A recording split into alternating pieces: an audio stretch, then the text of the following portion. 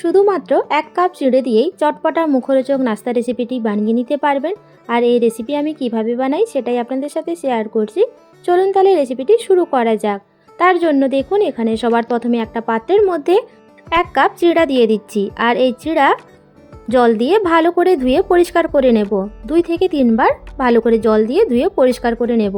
আর এখানে আমি পাতলা চিড়াই ব্যবহার করেছি। এই রেসিপিটি বানানোর জন্য পাতলা চিড়াই ব্যবহার করবেন। ধুয়ে পরিষ্কার করে নিয়েছি। এরপর এর মধ্যে দিয়ে দেব 2 চামচ টক দই। টক দই দিয়ে দেওয়ার পর ভালো করে চিড়ার সাথে মিশিয়ে নিতে হবে। আজকের এই স্ন্যাক্স রেসিপিটি আপনাদের কাছে ভালো লাগলে অবশ্যই একটা লাইক দিয়ে কমেন্টে জানাবেন। খুব সুন্দরভাবে টক দই মিশিয়ে নেওয়া হয়ে গেলে এটার 10 মিনিটের জন্য ঢাকা দিয়ে রাখবো। 10 মিনিট পর ঢাকনা সরিয়ে দিচ্ছি। এর মধ্যে আগে থেকেই সেদ্ধ করে নেওয়া একটা আলু গ্রেট করে দিয়ে দেব।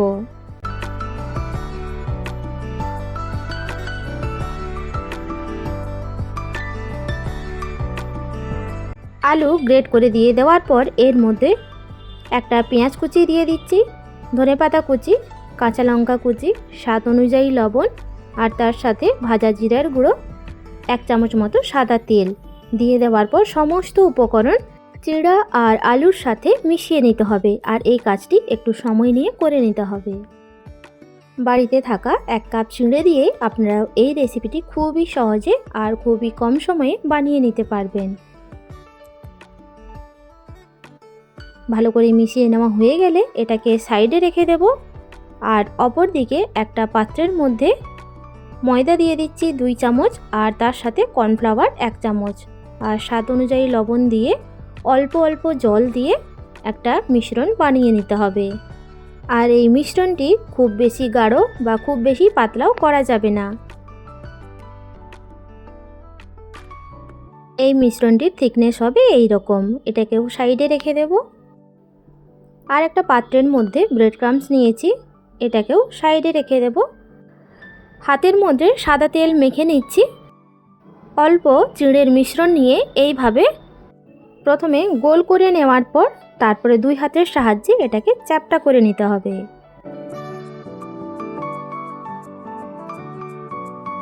এরপর ময়দা আর কর্নফ্লাওয়ারের মিশ্রণের মধ্যে দিয়ে দেব। 2 দিক ভালো করে মিশ্রণটি লাগিয়ে নিতে হবে। তারপর ব্রেড ক্রাম্বসের মধ্যে কোট করে নিতে হবে।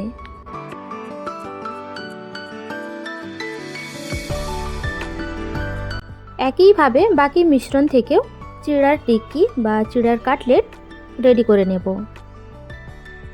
বাড়িতে কোনো অতিথি এলে ঝটপট আপনারা এই রেসিপিটি বানিয়ে দিতে পারেন। আর আপনারা দেখে বুঝতেই পারছেন কত কম সময়ে এই রেসিপিটি বানিয়ে নেওয়া যায়।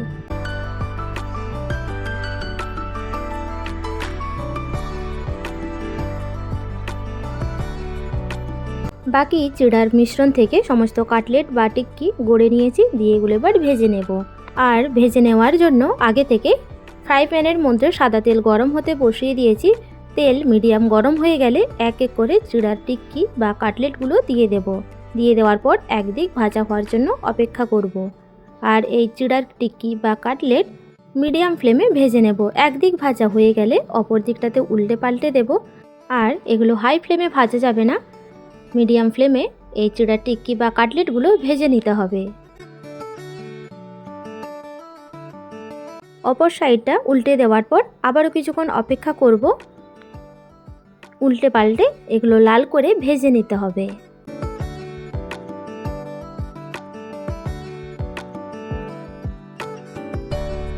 এই পর্যায়ে দেখুন চিড়ার টিক্কি বা কাটলেট ভাজা হয়ে গিয়েছে। এগুলো এবার তেল থেকে ছেঁকে তুলে নিচ্ছি।